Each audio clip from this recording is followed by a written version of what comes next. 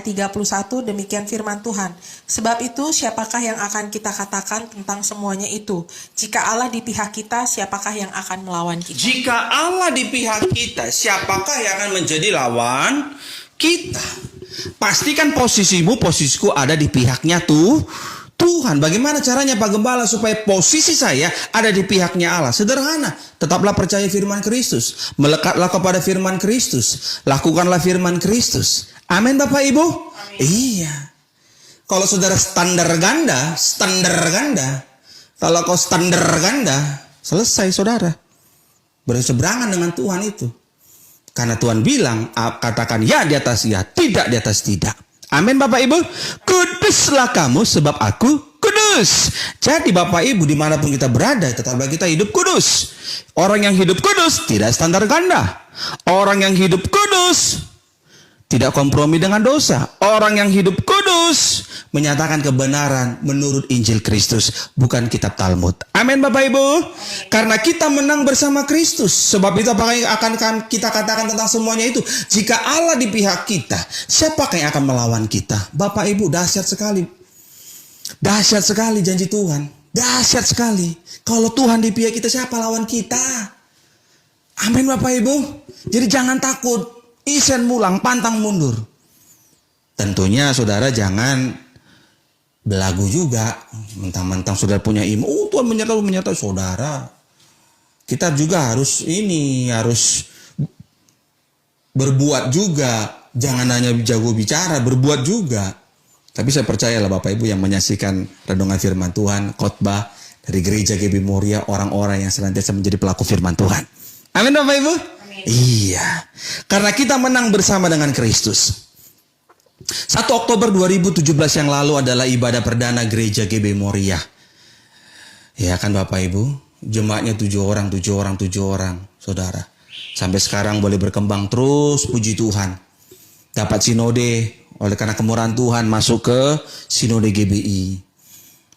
Terus lengkapi administrasi, kemudian ikuti ujian. Saya lalui tahap demi tahap, pelan-pelan, ikuti proses. Ada waktu yang harus saya bayar, ya kan, ada harga yang harus saya bayar. Saya harus rela nunggu 2 tahun, baru saya harus ikuti ujian. Saya lalui tahap demi tahap bersama dengan Tuhan. Puji Tuhan Bapak Ibu, Gereja GB Moria boleh ada sampai detik ini semua karena kasih karunia Tuhan. Amin saudara. Amin. Iya. Nanti 1 Oktober 2021 ulang tahun yang keempat. Berikan tepuk tangan yang meriah bagi Tuhan Yesus Kristus. Gak terasa Bapak Ibu. Gak terasa. Ya kan, kalau masih ada sampai detik ini Gereja GB Moria, bahkan bisa buka cabang di Palangkaraya, semua karena kemurahan Tuhan. Amin Bapak Ibu. Bapak Ibu, dalam hidup kita ini Tuhan seringkali kirim orang-orang yang dipakai Tuhan mulutnya untuk menyampaikan rencana Tuhan. Saya ulangi. Dalam hidupku terkadang Tuhan kirimkan orang yang tidak kita kenal sebelumnya untuk menyampaikan rencana Tuhan atas hidup kita. Ketika saya kuliah dulu 2011, saya masih pelayanan ikut orang. Saudara tahu saya dulu pelayanan di mana ya?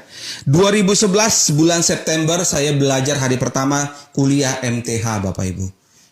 Kuliah S2 MTH di Petamburan, Sekolah Tinggi Teologi Bethel Indonesia di Petamburan. 2011 bulan September. Jadi sebelum kuliah ada namanya wawancara, ujian tertulis, wawancara, nyatakan lulus, baru bayar administrasi, ya lengkapi administrasi. Jadi ujian saringan dulu, setelah lulus ujian saringan tertulis, setelah itu wawancara. Di wawancara saya ketemu namanya Bapak Pendeta Dr. Pujo, Om Pujo, saya panggilnya Om Pujo.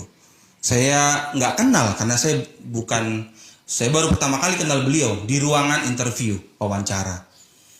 Beliau bilang begini, "Chris, kamu dari mana asalnya?" "Dari Medan Om." "Medan di mana?" "Di Siantar Om." "Oh gitu." "Pelayanan di mana?" Saya sebut pelayanan dari gereja ini. "Oh gitu." "Kamu yakin mau kuliah di sini?" "Siap, yakin Om." "Sudah berdoa?" "Sudah Om." "Tanya apa sama Tuhan?" Saya bilang, "Tuhan, saya mau kuliah, tolong berikan tanda." Saya dan istri berdoa. "Oh bagus, suami istri itu harus satu ya, gak boleh maunya kamu kuliah di sini." "Enggak Om, saya sama istri sudah berdoa, Dan Tuhan kasih tanda, saya harus kuliah di sini. Dia bilang begini, Pak Pujo, saya masih ingat sampai hari ini. Pak Pujo bilang begini, jadi hamba Tuhan yang berintegritas harus bayar harga. Kamu siap, Chris? Siap, Om. Yang kedua, kalau kamu kuliah di STT Bethel Indonesia di Petamburan, paradigma Alkitab, Kristus, Roh Kudus yang akan urapi kamu. Kamu siap? Siap, Om. Ya sudah, saya didoakan di ruangan cuma 30 menit. Saya didoakan. Dia bilang begini, jadilah hamba Tuhan yang berintegritas ya, Chris. Siap, Om. Mau keluar ini, mau keluar, bawa berkasku, aku mau keluar. Chris, jadilah hamba Tuhan yang berintegritas. Siap, Om. Udah, saya keluar. Masuk kuliah, bulan September. Puji Tuhan saya lulus. Dan boleh nyicil. Karena kan saya bukan pengusaha, saya nyicil. Uang kuliah itu nyicil. Saudara kasih Tuhan. Ketemulah saya sama Direktur Pasca Sarjana pada masa itu, Om Pendeta Dr. Frans Pantan. Om Pendeta Dr. Frans Pantan. Oleh karena kebaikan Tuhan, beliau sekarang jadi Ketua STT Bethel Indonesia di Petamburan. Om Frans Pantan bilang begini. Pertama kali ketemu saya, kan saya ketua kelas pada masa itu Bapak Ibu. Terus dia bilang begini. Dia liatin saya nggak liatin beliau kan. Ya maksud sama aja lah gitu kan. Udah.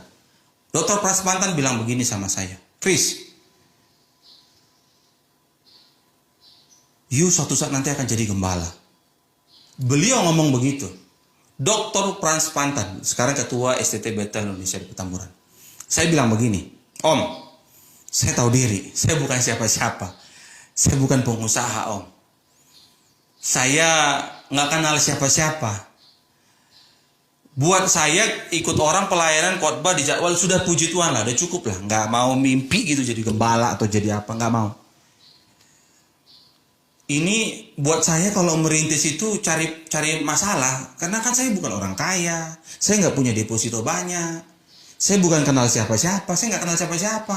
Nggak ada Tuhan datang ke rumah kami atau ke kamar gitu datang Tuhan bilang, Chris, ini Tuhan Yesus, kau jadi gembala. Nggak kayak gitu, nggak ada. Gitu. Tahu kok Bapak Ibu, saya pikir itu saya nggak angin lalu sama omongan Om Frans Pantan. Saya anggap angin lalu lah.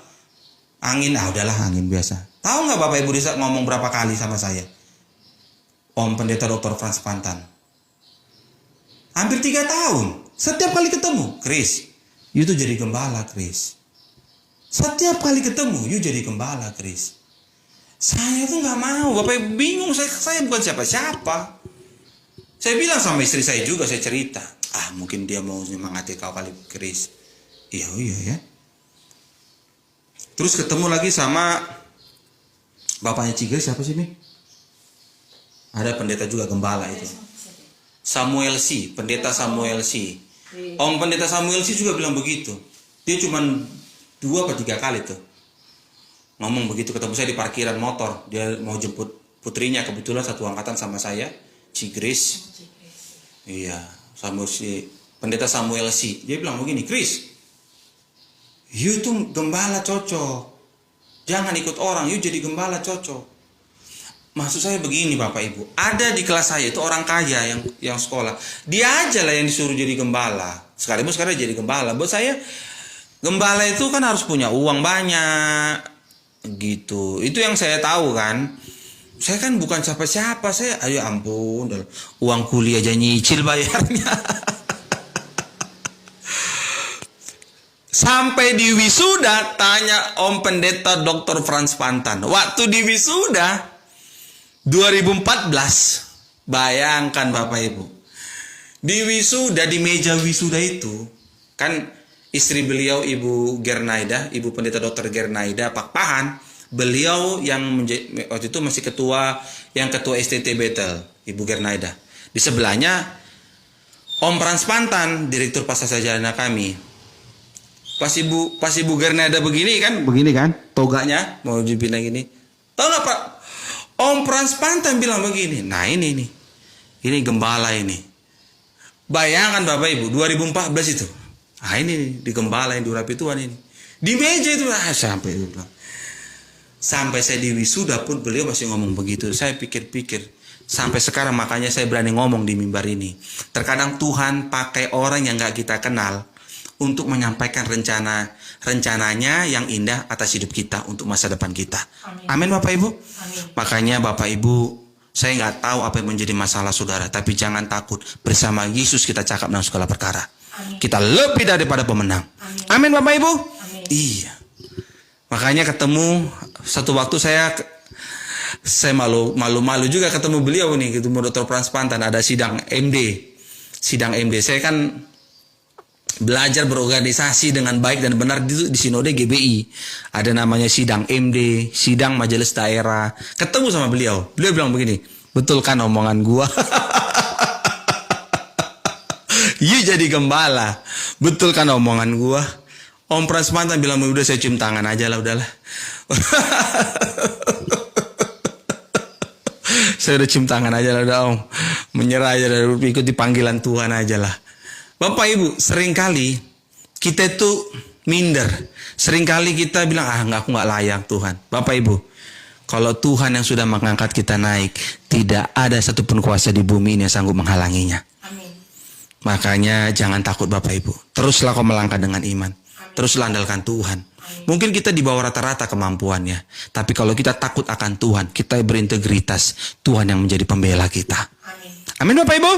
Karena kita menang bersama Kristus. Roma 8:31. Sebab itu apakah yang akan kita katakan tentang semuanya itu?